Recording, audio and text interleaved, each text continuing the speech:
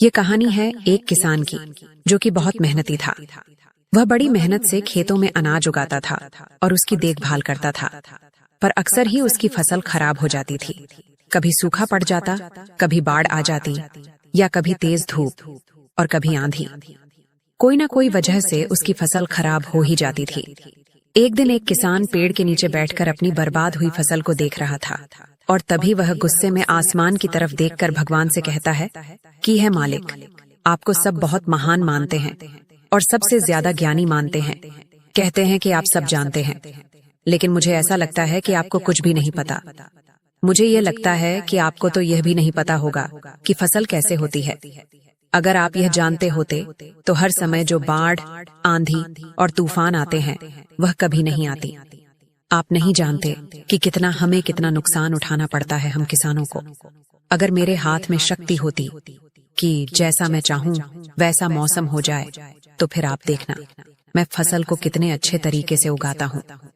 तभी उतने में ऊपर से एक आवाज आई, ले, मैं तुझे यह ताकत देता हूं कि आज से तू जैसा चाहे वैसा मौसम करके अपने फसल को उगा सकता है और अपनी फसलों की हिफाजत कर सकता है। एक दो दिन गुजारने के बाद किसान ने फिर से अपने खेत में गेहूं की फसल उगाई। अब किसान के पास तो शक्ति थी, वह जैसा चाहे वैसा मौसम कर सकता था। तो किसान ने आंधी, तूफान और बाढ़ कुछ भी उसने अपने खेतों पर आने नहीं दिया।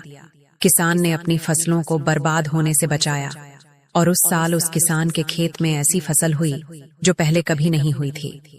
मन ही मन किसान बहुत खुश हो रहा था, और साथ ही साथ यह सोच भी रहा था कि भगवान को बताऊंगा कि इसे कहते हैं शक्ति का सही इस्तेमाल। कुछ दिन और गुजरने के बाद फसल काटने के लिए तैयार हो गई। किसान बड़े उत्सुकता के साथ फसल को काटने लगा, पर जैसे ही उसकी नजर गेहूं की बालियों पर पड़ी तो वह हैरान हो गया, क्योंकि उन बालियों में गेहूं के दाने ही नहीं थे।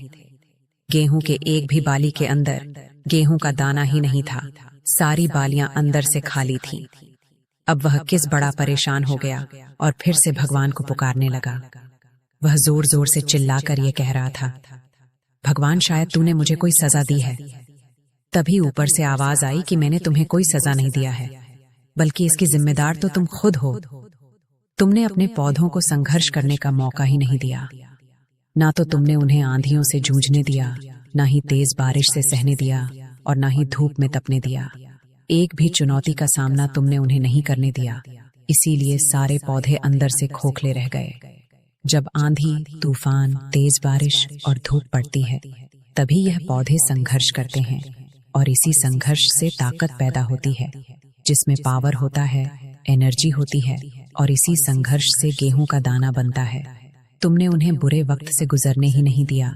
सारी बालियां इसीलिए खोखली रह गई क्योंकि तुमने अपने पौधों को संघर्ष कराया ही नहीं। सेम यही चीज दोस्तों हमारे साथ भी होती है। इस कहानी से हमें यह सीख मिलती है कि बुरा वक्त जो होता है, जिसे हम संघर्ष कहते हैं, स्ट्रगल कहते हैं, यहीं से एक इंसान की तरक्की होती है। आपको ऐसा लगे कि आपकी जिंदगी में तकलीफ है, बहुत ज्यादा प्रॉब्लम्स है और आपकी किस्मत खराब है, तब खुश हो जाइए, क्योंकि उस समय भगवान आपकी परीक्षा ले रहा है। वह आपको ये सब सहन करने की हिम्मत और ताकत दे रहा है, ताकि आप आगे आने वाली चुनौतियों का सामना कर सको।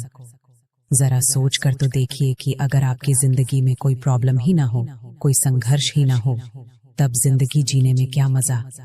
दोस्तों, आपको हमारी ये कहानी कैसी लगी मुझे कमेंट बॉक्स में जरूर बताएं। ऐसी ही और मजेदार कहानियों के लिए हमारे चैनल को सब्सक्राइब करें और बेल आइकन को जरूर दबाएं।